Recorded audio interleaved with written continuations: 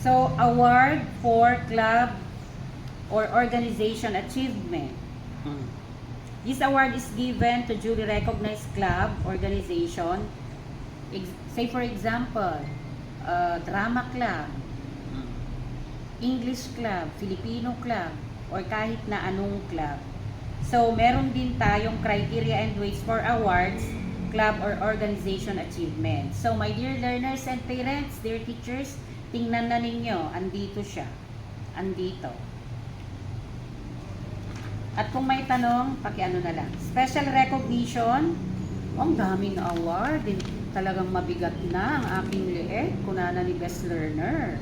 Learners who have represented and or won in competition at the district, division, regional, national, or international levels will be recognized. These awards have demonstrated their exemplary performance in academics, athletics, and the arts, and or represented the school and depth and recognized activities. So just like in our school, we have a lot of meetings in the international level, in math and science, and arts, and in the national level, regional, division, mapaparangalan din po ang mga yan. Kasi nagbigay po sila ng parangal, hindi lang sa ating school, sa ating division, sa ating region, Region 1, and of course, sa ating bansa. Okay, so napakagaling ng batang Filipino, napakagaling ng batang learner ng Pilipinas.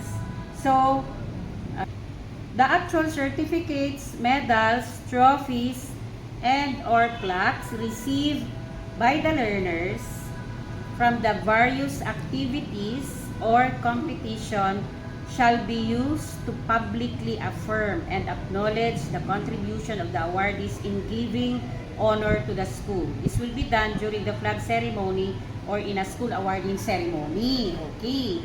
So, sa lahat ng mga nanalo under special recognition, naparangalan na namin kayo sa ating page, kung may page ang eskwelahan, kung may school paper, and then, syempre, sa mga local tabloids din, and during flag raising ceremonies din, naparangalan na.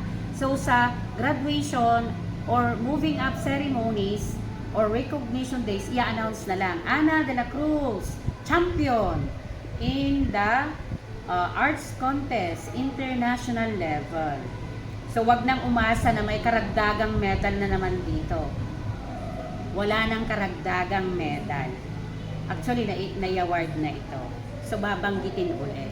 Para naman malaman ng madlang people at lahat ng mga tao na talagang nanalo ka at ikaw ay napakagaling. So, what do awardees receive? Ito na.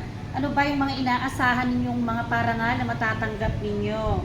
So, the grade level awardees shall receive certificates, medals, and or plaques from the school, bearing the official seal of the Department